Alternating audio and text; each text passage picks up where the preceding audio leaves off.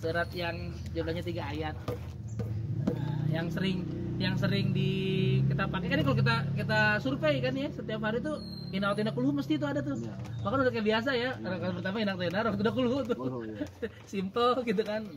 Nah, sebenarnya tuh dulu waktu di IKI tuh dia ketika mau disertasinya itu dia ngumpulin tuh data dari ujung Aceh sampai ujung Papua itu surat-surat apa yang sering dipakai sama orang Indonesia setelah Al-Fatihah ketika sholat. Iya.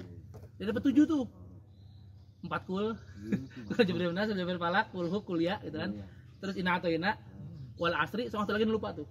Jadi ini surat yang apa namanya amat sangat familiar sekali di kita gitu ya. Nah cuma yang jadi masalahnya adalah pertama tuh kita juga nggak ngeh sama surat ini inspirasinya apa dan kadang juga sering salah bacanya gitu. Nah Al-Kautsar ini menurut sebagian riwayat yang nyampe ke kita itu backgroundnya adalah ketika putra Rasulullah itu yang terakhir itu yang putranya ya itu wafat Ibrahim. Ada berapa anak-anak Nabi?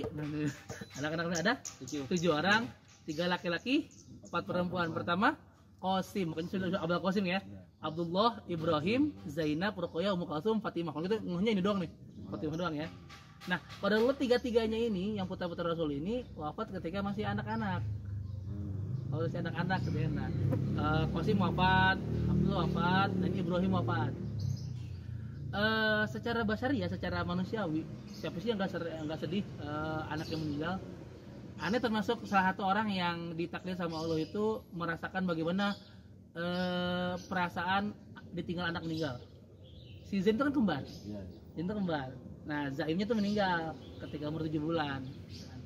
Bahkan waktu itu ketika teman-teman bertajiyah itu, kalau bisa tambahin satu doa deh, doa kita meninggal duluan deh sebelum kita mendingan kita meninggal duluan ketika kita ngeliat anak meninggal tuh nggak enak karuan perasaannya. Jadi nah Rasul pun seperti itu. Cuma bedanya Rasul itu ketika udah anaknya sedih tuh anaknya wafat gitu ya, terus dibully satu kampung. Muhammad Abtar, Batara Muhammad terputus gitu.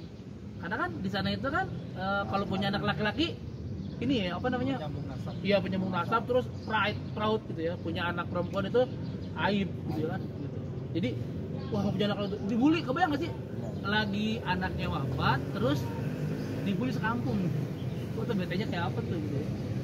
Nah tapi ya Rasulullah kasih Allah gitu ya. Nah Allah lihat ya cara Allah menghiburnya dan cara Allah kasih. Kalau ini mungkin kita bisa terapin juga nasihatin anak tuh gimana gitu ya. Atau yang siapa yang perlu kita nasihatin. Terus surat ini Inna a'toina kal kautsar. Jadi Allah tuh nggak langsung udah jangan gitu, enggak. Tapi Allah bilang sesungguhnya ya Inna a'toina kami telah memberikan kau nikmat yang kautsar yang banyak banget. Jadi sama Allah itu ketika orang lagi sedih itu di reminder nikmat-nikmatnya dulu. Gitu. Jadi nggak langsung bilang udah jangan sedih, nggak gitu nggak di remind dulu. Sesungguhnya kami telah memberikan kau nikmat yang banyak ya Rasulullah. Wahai Muhammad ya. Ya engkau dulu yatim diurusin sama kakeknya meninggal ada pamannya gitu terus diajak dagang segala macam ketemu Khadijah nikah segala macam mempersiapkan dalam bahasa Arab terus sampai di umur 40 tahun itu nikmat semua tuh pembelahan dada segala macam gitu. Jadi dirimain lagi tuh sama Allah tuh sesungguhnya kami telah memberikan kau ya wahai Muhammad nikmat yang banyak. Nah ketika kita mengingat nikmat itu kan yang pedih-pedih itu agak terobati itu kan iya kita masih hidup aja udah syukur banget nih gitu kan ya. Nah baru di ayat keduanya Allah ngasih juklak sama juknisnya langsung ngasih juklaknya fasholli li rabbika wanhar gitu ya.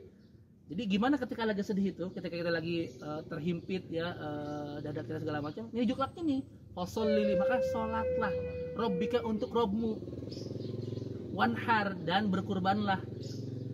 Wanhar itu nahar itu artinya menyembelih hewan kurban sambil berdiri. Pernah lihat onta di itu sih nggak? Iya. Yang dia patok-patok. Ya kan digitin doang tuh kan? Nggak pernah didabah kan dia. Nah itu jadi kurban dan berkurbanlah kan gitu di terjemahnya. Nah kurban itu kan taqarrub ila Allah gitu. Jadi mendekatkan diri sama Allah. Jadi ketika kita lagi sempit hidup kita dada kita lagi sempit ya lagi menghadapi tantangan hidup, keluarnya adalah fasholli maka sholatlah untuk Rabbmu. Perhatiin sholatnya lagi gitu kan. Nih gimana sholat itu gimana nih gitu kan.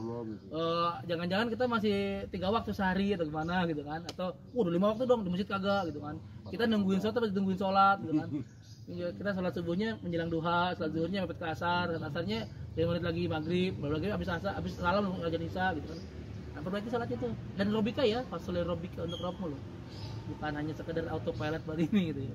One hard, dan kerjain segala sesuatu yang bisa kita kerjain, dengan itu kita bisa mendekatkan diri sama Allah. Dengan sedekah dengan Allah, kerjain sedekah. Dengan puasa, yaudah puasa gitu. Dengan apa nih yang kita, dengan baca Quran bisa dekat sama Allah, jelasin. Gimana supaya kita PDKT sama Allah tuh. Nah itu juklak itu, sholat sama iya deketin diri sama Allah. Taqarrub ila Allahnya itu poinnya tuh. Baru di ayat terakhirnya tuh Allah ngasih legitimasi. Inna syani'aka huwal abtar. Enggak, tenang Muhammad, bukan kau yang terputus, tapi mereka tuh yang nyela-nyela engkau tuh mereka yang terputus dari rahmat Allah. Baru dikasih ini apa namanya? Dikasih apa namanya? Ya itu legitimasi, tenang aja, bukan kau yang terputus. Kan itu ya. Diingat, dirimain dulu nikmatnya, dikasih juklaknya, baru disini legitimasi, tenang aja itu. Udah happy lagi di Rasul kan itu ya. Nah itu juga, nah ini kan jadi inspirasi buat kita kan. Jadi ternyata surat yang tiap hari kita baca itu adalah inspirasi dari Allah, guidance dari Allah ketika kita lagi suntuk, lagi terhimpit dadanya, lagi sedih, lagi macam-macam menghadapi tantangan hidup. Ya, nah itu cocok itu. Tahun yang ini. Iya, kayak gitu. Insyaallah. Ini cocok ini, benar, artinya di setiap apa namanya, setiap lini itu yang lagi terhimpit. Iya. Benar. Jadi masya Allah, kita harus selalu suruh kita lari.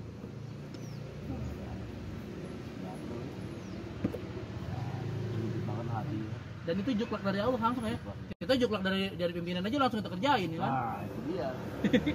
Ini juklak dari Allah, di juklisnya langsung ketahuan gitu kan. Gitu. Nah itu salah satu yang bisa kita dapat inspirasinya dari Allah itu ketika lagi terhimpit. Dan banyak yang lainnya yang ngasih tahu kita, ngasih petunjuk kita buat kalau lagi gini begini. Bahkan lagi happy pun juga ada ininya gitu, ada petunjuknya gitu. Ada petunjuknya. Nah, yang 3 ayat selanjutnya itu yang 3 ayatnya An-Nasr itu tentang gimana kita tuh ketika lagi happy. Jadi kalau Al-Kautsar lagi terhimpit, nah An-Nasr lagi happy. Nah, gimana kita lantikan ke episode selanjutnya? Ditunggu teman-teman pengaji. Assalamualaikum dong. Assalamualaikum warahmatullahi wabarakatuh.